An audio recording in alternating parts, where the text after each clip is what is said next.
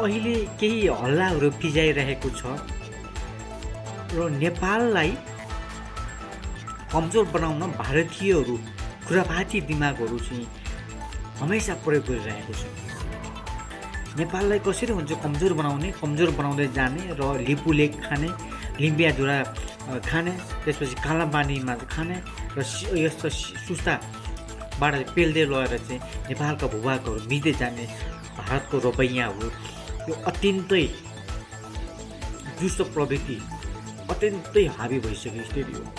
यो स्थितिमा अझै यिनीहरू भारतीयहरू के चाहन्छ भन्दा नेपाललाई अझै कमजोर बनाउने।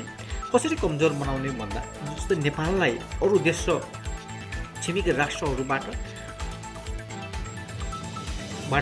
अलग्याउने अथवा चाहिँ अरू छिमेकी राष्ट्रहरूसँग चाहिँ नेपालले चाहिँ जोरी खोजोस् र लडोस् र जसरी चाहिँ जब नेपाल अरू देशहरूसँग पनि लड्छ त्यसपछि नेपाल आफै ध्वस्त भएर जान्छ अथवा कमजोर भएर जान्छ भन्ने भारतीयको यो खुराफाती दिमागहरू प्रयोग भइरहेको छ। जस्तै अहिले भारतीयहरू नेपाल चाइनासँग झगडा गरोस् लडोस् भन्न चाहन्छ।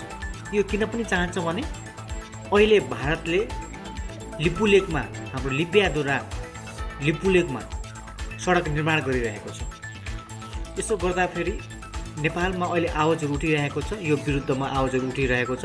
यो बिचमा भारतमा प्रति नेपालहरू आकर्षित भइरहेको अवस्थामा अथवा चाहिँ जाइलाइरहेको अवस्थामा अझै नेपाललाई कमजोर बनाउनको लागि भारत के चाहन्छ भन्दा चाइनासँग पनि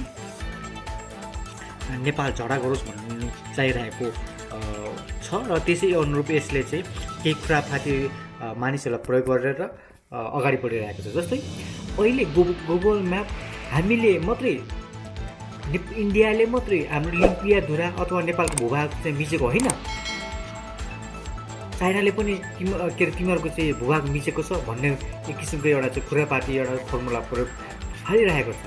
तर केही नबुझेका नेपालका केही नबुझेका चाहिँ युवाहरू र बुद्धिजीवीहरूले कसरी लागिरहेको छ भन्दा हो त्यसो भने हामी भारतको विरुद्ध पनि चाइनाको विरुद्ध पनि लड्न पर्छ भनेर चाहिँ त्यो आवाजहरू उठाइरहेको छ। तर यी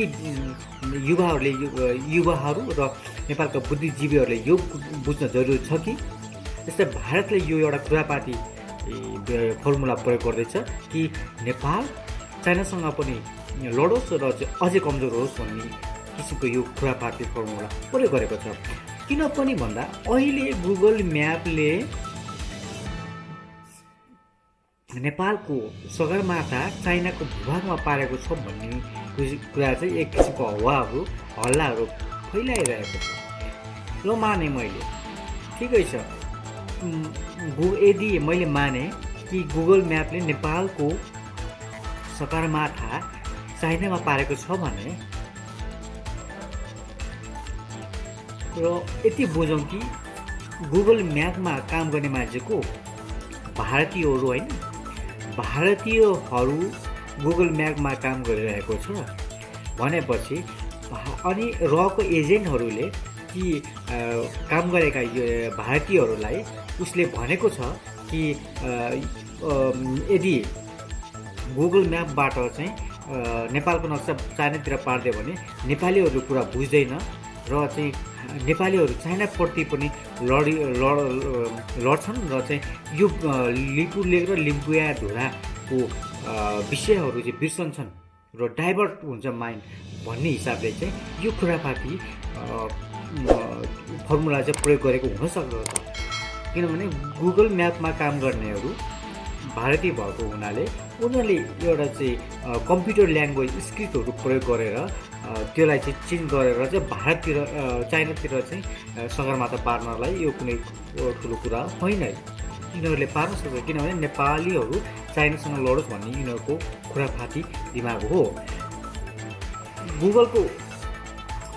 गुगलमा अमेरिकनहरू पनि काम गर्दछ र त्यो अमेरिकनहरूलाई यति डिटेल्समा जानलाई उनीहरू सक्दैन कि एउटा कुनै पनि राष्ट्रको चाहिँ त्यो भित्र गएर चाहिँ त्यहाँको नक्साहरू गर्नका लागि चाहिँ त्यहाँको एउटा अमेरिकनहरूले पनि त्यति डिटेल्समा जान नसक्ला, किन तर भारतीयहरू यो हाम्रो देशसँग सिमानामा जोडिएको हुनाले उनीहरूलाई चाहिँ नेपालको चाहिँ एउटा फिजिकल नक्साहरूको बारेमा पनि थाहा भएको हुनाले, नेपालको भूभाग पनि थाहा भएको हुनाले चाहिँ यसरी भारतीयहरूले चाहिँ चाइनासँग नेपाली लडोस् भनेर चाहिँ त्यो गुगल म्यापमा कम्प्युटर ल्याङ्ग्वेज स्क्रिप्टहरू प्रयोग गरेर चाहिँ चाइनातिर चाहिँ सगरमाथा पारेको हुनसक्ने अनुमान गर्न सकिन्छ। र नेपाल र चाइनाको चाहिँ यो मित्रतालाई चाहिँ ध्वस्त पारेर भारत चाहिँ नेपाललाई चाहिँ खान खोजिरहेको स्थिति हो अहिलेको स्थितिमा। त्यसैले सम्पूर्ण युवाहरू र बुद्धिजीवीहरूले यो टेक्निकल कुरालाई बुझ्न जरुरी छ। अब हामी अहिले जसरी भारतले नेपाललाई पेलिरहेको छ, यो यसको विषयमा पाकिस्तान, बङ्गलादेश, म्यानमार, भुटान र चाइनालाई पनि सबै थाहा भएको स्थितिमा यता भारतले नेपाललाई पेलिरहेको स्थितिमा चाहिँ यदि छिमेकीलाई तैँले यदि पेल्नुहुन्छ भने हामी कमजोर छैनौँ भनेर चाइनाले पनि अहिले बोर्डरहरूमा चाहिँ आफ्नो एकदमै एक्टिभिटिजहरू बढाइरहेको स्थिति हो। र यतिखेर चाहिँ पाकिस्तान पनि अत्यन्त अलर्ट भएर बसिरहेको छ। पाकिस्तानले हेरिरहेको छ र पाकिस्तानले बोलिरहेको छ, पाकिस्तानी मिडियाहरूले र त्यहाँको चाहिँ सरकारले सहित नेपालको लागि त भारतले जुन किसिमको चाहिँ नेपाललाई पेलिरहेको छ, नेपालको भूभागहरू कब्जा गर्न खोजिरहेको छ, पाकिस्तानले पनि बारम्बार बोलिरहेको छ र पाकिस्तानको मिडियाहरूले त भारतलाई चाहिँ अत्यन्तै गाली गरिरहेको स्थिति पनि हो। त्यसैले हामीलाई नेपाललाई अन्तर्राष्ट्रिय जगतमा पनि साथ सपोर्ट छ। त्यसैले नेपाल डराउनु हुँदैन, युवाहरू डराउनु हुँदैन, मर्नको लागि डराउनु हुँदैन भन्ने एउटा चाहिँ एउटा साहस लिन सक्यो भने मात्र नेपाल बस्न सक्दछ। होइन भनेदेखि भारतीय खुरापातीहरूले चाहिँ नेपाललाई पेलिरहेको हुन्छ र नेपालको चाहिँ वस्तुस्थितिमा चाहिँ यिनीहरूले हस्तक्षेप गरेर नेपाललाई कमजोर बनाइरहेको हुन्छ।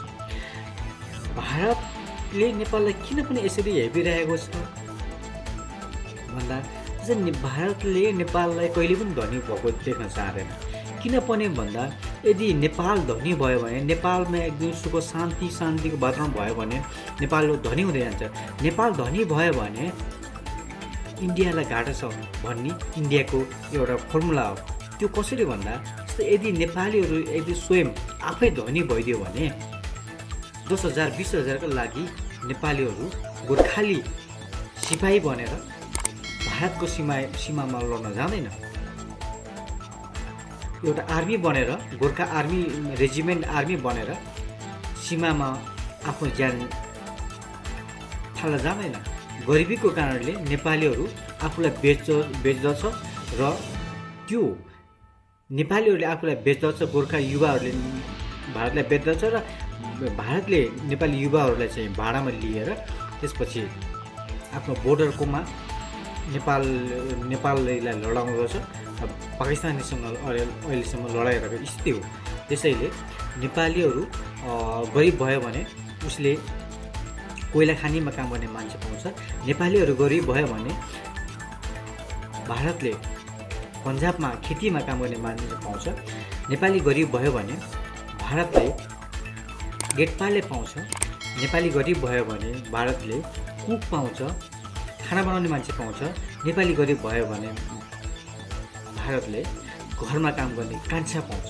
त्यसैले उसले यही कारणले पनि नेपाललाई कहिले धनी हुन दिँदैन र नेपालमा राजनीतिक हस्तक्षेप अथवा चाहिँ विभिन्न किसिमका चाहिँ अस्थिरता पैदा गरेर चाहिँ उसले नेपाललाई गरिब बनाएर चाहिँ नेपालको युवाहरूलाई शक्तिलाई चाहिँ प्रयोग गर्न चाहन्छ र बिस्तारै यो नेपालीहरूलाई पनि इन्डियन माइन्डसेट बनाएर, इन्डियन जस्तो बनाएर चाहिँ कब्जा गर्न चाहन्छ, खान चाहन्छ।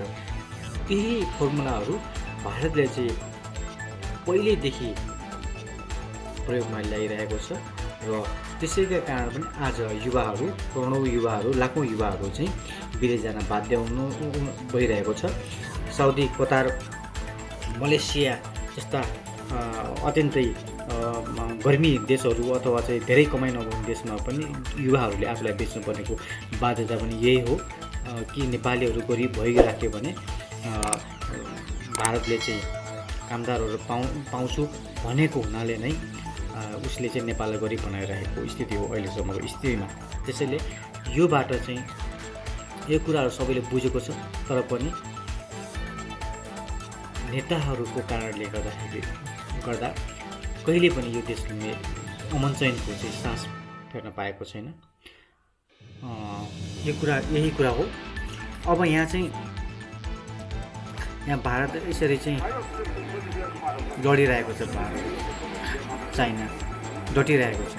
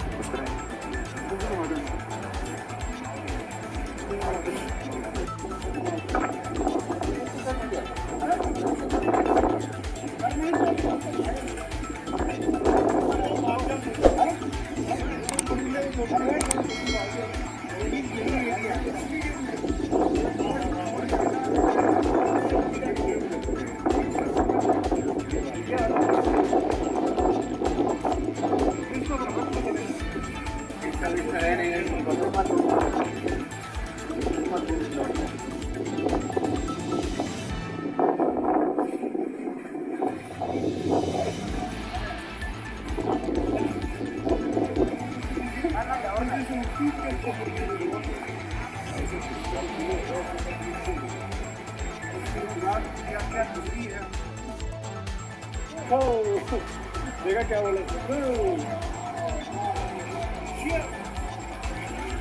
देखो चीनी वाले डर के भाग रहे।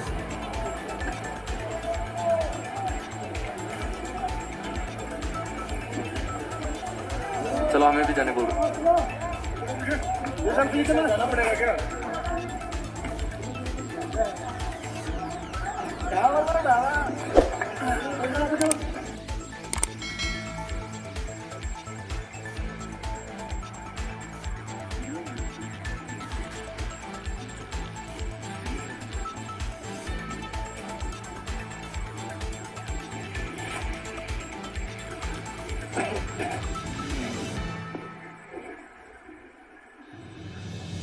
महाराज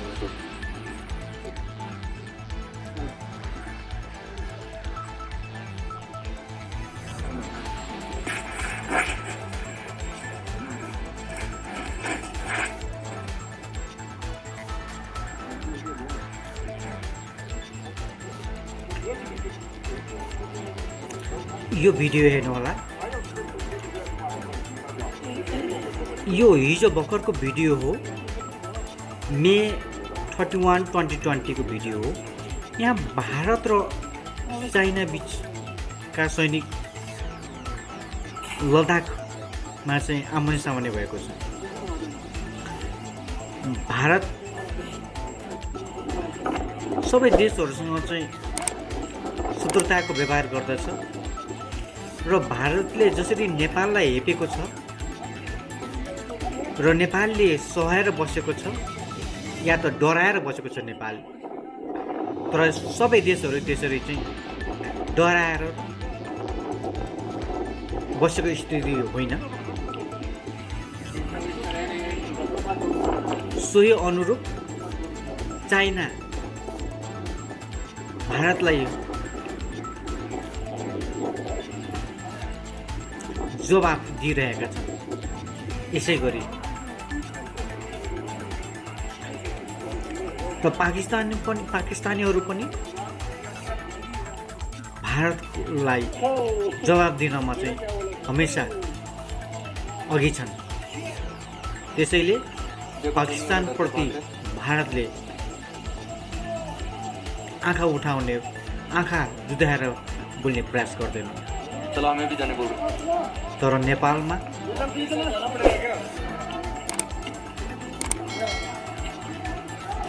भारतले सधैँ हेपिरहेको छ। यो लद्दाखको एरिया हो। भारतसँग चाइनाले आमने सामने गरेका छन्।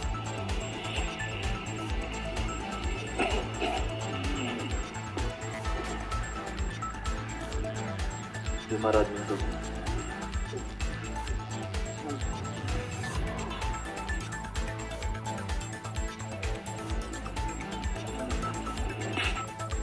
यो भिडियोलाई यहाँनिर रोकेर म केही कुरा गर्न चाहन्छु। भारतले जसरी नेपाललाई हेपिरहेको छ, पेलिरहेको छ, यो वर्षौँदेखि यसरी चाहिँ नेपाललाई चाहिँ हेपिरहेको छ, नेपाललाई खान खोजिरहेको छ र चाइना र पाकिस्तानले भारतलाई जहिले पनि जवाब दिइरहेको स्थिति हो।